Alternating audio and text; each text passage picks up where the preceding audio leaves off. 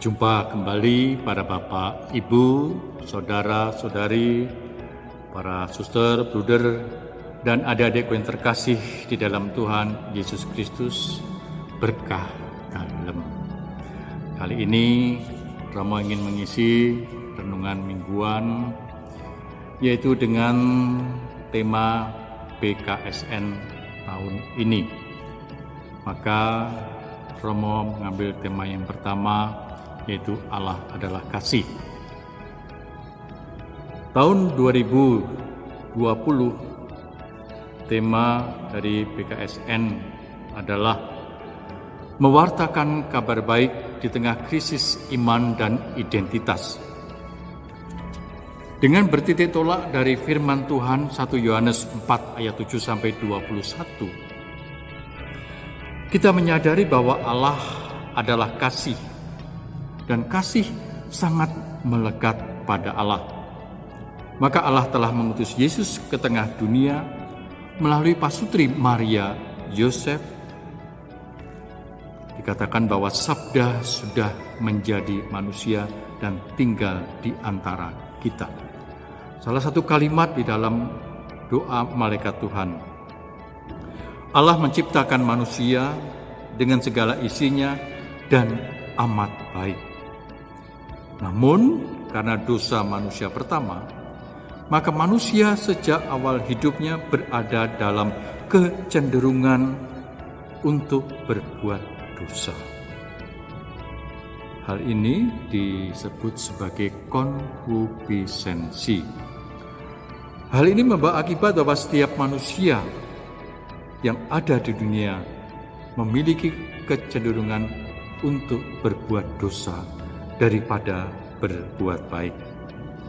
Nah, lalu apakah sebetulnya tugas Yesus turun ke dunia? Kepada siapakah Yesus diutus? Apakah hanya kepada orang-orang Yahudi, orang-orang Israel, atau kepada kita semua juga? Baiklah, kita lihat sejenak Lukas 4 ayat 16-30, terlebih ayat 18 dan 19. Yesus saat itu berada di bait Allah, sedang berkhotbah. Yesus mengatakan bahwa Roh Allah ada padaku dan aku diurapinya. Jadi Yesus menyadari bahwa dirinya diutus oleh Bapa.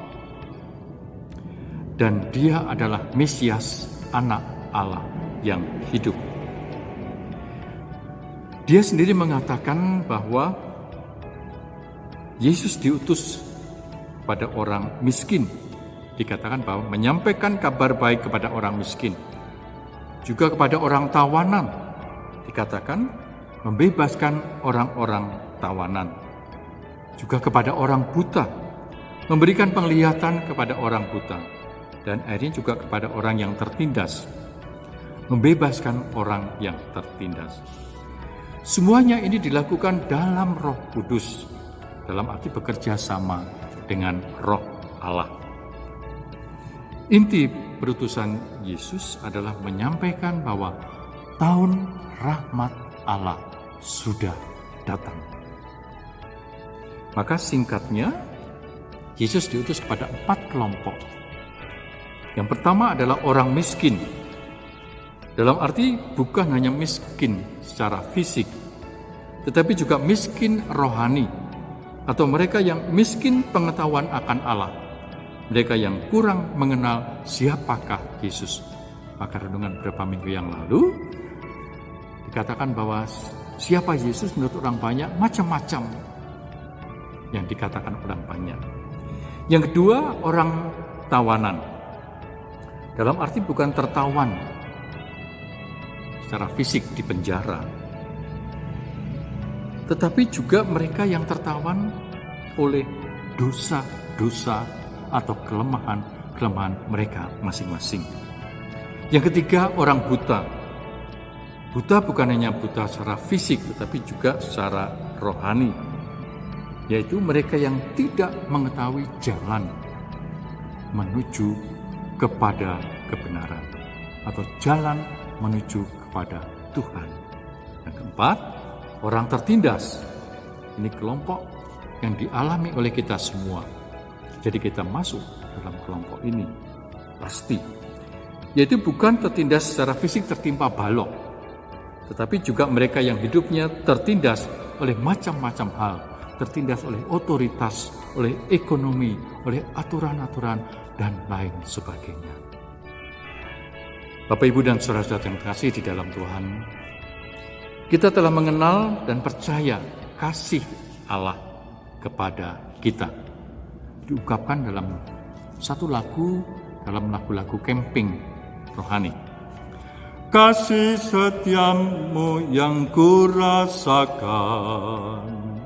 lebih tinggi dari langit biru. Kebaikanmu yang telah kau nyatakan lebih dalam dari lautan. Luar biasa. Lebih tinggi dari langit biru, kasih setianya lebih dalam dari lautan kebaikannya. Maka sebetulnya apa yang bisa kita balas? Kita tidak bisa berbuat apapun juga selain dengan syukur, pujian, dan sembah. Maka baik kalau kita mau membalas kasih Allah dengan mengasihi sesama. Maka tema BKSN tahun ini yaitu mewartakan kabar baik di tengah krisis iman dan identitas. Ini dialami mulai umat perjanjian lama, umat Israel ketika dibuang di Babel. Juga kepada orang-orang Yahudi ketika ditinggal oleh Yesus, disalib dan dibangkitkan. Dan juga oleh umat Katolik saat ini. Maka fokus renungan kita adalah mengenai kabar baik dan identitas umat Katolik. Inspirasi 1 Yohanes 4 ayat 7-21. Sadar dan percaya bahwa Allah adalah kasih dan kita adalah orang-orang yang dikasihi. Jadi kita seharusnya hidup sesuai dengan identitasnya, yaitu sebagai anak Allah yang mengasihi Allah melalui sesama. Kita menyadari bahwa Allah telah mengasihi manusia sejak semula. Dia telah menciptakan kita. Maka ciri orang yang mengasihi orang lain adalah ada 4. Yang pertama, mau membuat orang yang dikasihi itu happy, bahagia. Yang kedua, kita yang mengasihi rela berkorban demi orang yang kita kasihi. Yang ketiga, saling percaya. Yang keempat, saling menghormati. Nah, saudara-saudara terkasih, maka kita mengerti rupanya Allah telah lebih dahulu mengasihi manusia daripada manusia mengasihi Allah. Maka sekalipun manusia telah jatuh ke dalam dosa, namun Allah tidak pernah berhenti untuk mengasihi manusia. Apakah yang bisa memisahkan kita dari kasih Allah? Tidak ada.